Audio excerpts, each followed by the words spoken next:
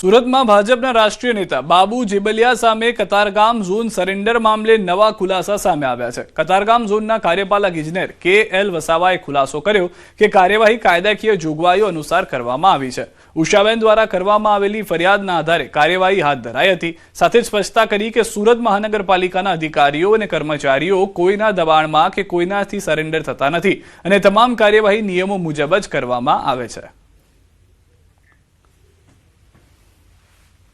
એમના બાજુના રહીશ હતા, એમના દ્વારા ફરિયાદ કરવામાં આવેલ હતી। એ ફરિયાદના અનુસંધાને અત્રેથી જે બી નિયમ અનુસાર જે નોટિસ આપવાની કાર્યવાહી થાય છે કાર્યવાહી કરી અને નોટિસ આપવામાં આવેલ હતી।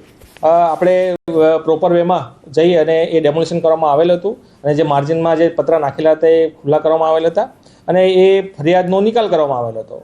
હવે જો આમાં ઇરાદાપૂર્વક કશું હોતું નથી। સામાન્યત જેમ એમણે ફરિયાદ કરી છે એ મુજબ જ એમની પર ફરિયાદ થઈ છે અને એના કારણે જ આપણે એમને લીગલ વેમાં જે ચકાસણી કરી અને નોટિસ આપવામાં આવેલ છે। સુરતના નાસિરનગર ડિમોલિશન મામલે તપાસ કમિટીની પ્રથમ બેઠક પૂર્ણ થઈ છે। કમિટીના સભ્ય કે.એલ. વસાવાએ જણાવ્યું કે ડિમોલિશન સંબંધિત થયેલી કાર્યવાહી અંગે જરૂરી વિગતો અને પુરાવા માંગવામાં આવ્યા છે। તપાસ બાદ જ આગળની કાર્યવાહી કરવામાં આવશે। તેમણે સ્પષ્ટતા કરી કે ટીપી રોડ કે રિઝર્વેશન પ્લોટ પરના દબાણો દૂર કરવાની કામગીરી સામાન્ય રીતે વહીવટી અને કાયદાકીય પ્રક્રિયા પૂર્ણ થયા બાદ જ કરવામાં આવે છે। હું એક સભ્ય તરીકે છું। નાસિરનગરમાં જે તપાસ કમિટી જે છે એની એક મીટિંગ થઈ ગઈ છે અને એમાં ટોટલ જે પણ કાર્યવાહી થઈ છે એના તમામ વિગતો માંગવામાં આવેલ છે તપાસ કમિટી દ્વારા। તે તપાસ કમિટી દ્વારા જે બી સમયમર્યાદામાં વિગતો માંગવામાં આવેલ છે, વિગતો આવ્યા બાદ જ તપાસ કમિટી યોગ્ય તે તપાસ કરી અને આગળ પ્રોસેસ કરશે। એ બાબતે હું હાલમાં કંઈ સ્ટેટમેન્ટ આપવા માંગતો નથી। વલસાડના ઉમરગામના સંજાણમાં તંત્રની બેદરકારી સામે આવી। સરકારી કાર્યક્રમમાં શાળાના વિદ્યાર્થીઓની તબિયત લથડી। વિદ્યાર્થીઓને તડકામાં લાંબા સમય સુધી ઉભા રહેતા બેભાન થયા હતા। કાર્યક્રમ પૂર્ણ થયા બાદ વિદ્યાર્થીઓને હોસ્પિટલ લઈ જવાયા। બાળકોને ઘેંટા બકરાની જેમ ટેમ્પોમાં ભરીને લઈ જવામાં આવ્યા। આ મુદ્દે કોંગ્રેસે આકરા પ્રહાર કર્યા છે।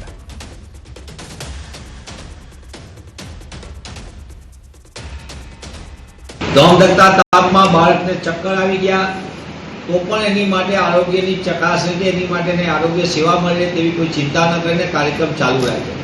ત્યારે સરકારને ખરેખર ઈચ્છા હોય વૃક્ષો બચાવવાની તો તેઓ આડેધડ વૃક્ષો કપાય છે તેની ઉપર રોક લગાવે।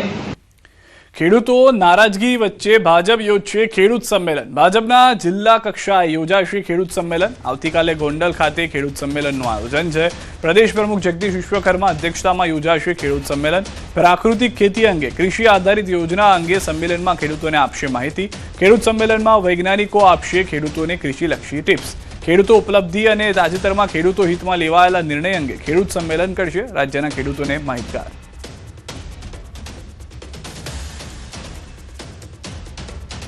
રાજ્યભરમાં દરેક જિલ્લાઓમાં આ ખેડૂત સંમેલન યોજાવાના છે અને જેમાં ખેડૂતોને પ્રાકૃતિક ખેતી સંદર્ભમાં વાર્તાલાપ કરીને માર્ગદર્શન આપવામાં આવશે।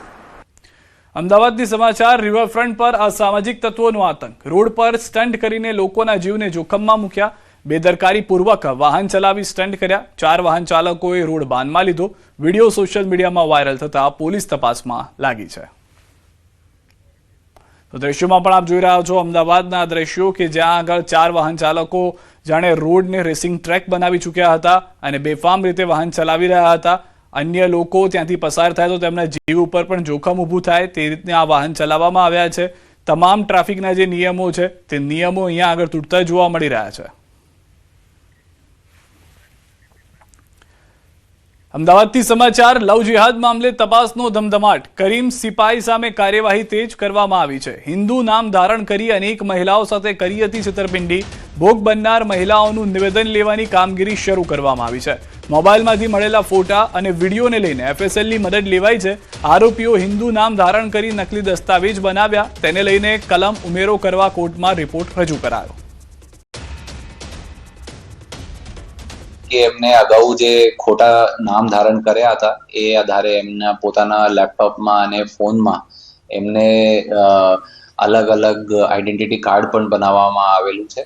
જે આધારે આપણા ફોર્જરીની કલમોનો પણ ઉમેરા કરવા માટે કોર્ટનો રિપોર્ટ કરવામાં આવેલું છે। અલગ અલગ મહિલાઓના ડેટિંગ વેબસાઇટ ઉપર એ ખોટા નામ ધારણ કરીને સંપર્ક કરવાનો પ્રયત્ન કરતા હતા અને એના કહેવા મુજબ અગાઉના અમુક જોડે ફ્રેન્ડશિપ પણ હતી. તે અનુસંધાને આપણા જે બીજી ભોગ બનનારો છે એમના આપણે નિવેદન અને એમના પુરાવો મેળવવામાં આવી રહ્યું છે. રાજ્યભરમાં ફૂડ વિભાગનો સપાટો જોવા મળી રહ્યો છે. ભેળસેળિયા તત્વો પર બોલાવવામાં આવી રહી છે દવાઈ.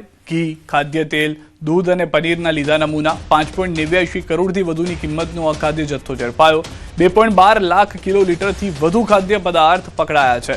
ઘીનો 39,787 કિલો જથ્થો જપ્ત. ખાદ્ય તેલનો 1.67 લાખ કિલો જથ્થો જપ્ત. દૂધજન્ય પદાર્થનો 675.40 કિલો જથ્થો પકડાયો છે. પનીરનો 5,029 કિલો જથ્થો મળ્યો છે. 16થી વધુ જિલ્લામાં કાર્યવાહી.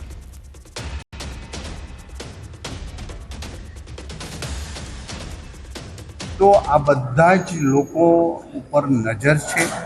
એક પણને તમે જોઈ રહ્યા છો પકડાય પછી પણ એના પોલીસ કેસ કે જે નિયમાનુસાર કાયદેસરની કાર્યવાહી શરૂ કરી દીધી છે, જેનું ઉદાહરણ જ છે રાજકોટની અંદર 2 વેપારીને 6 મહિનાની સજા નામદાર કોર્ટે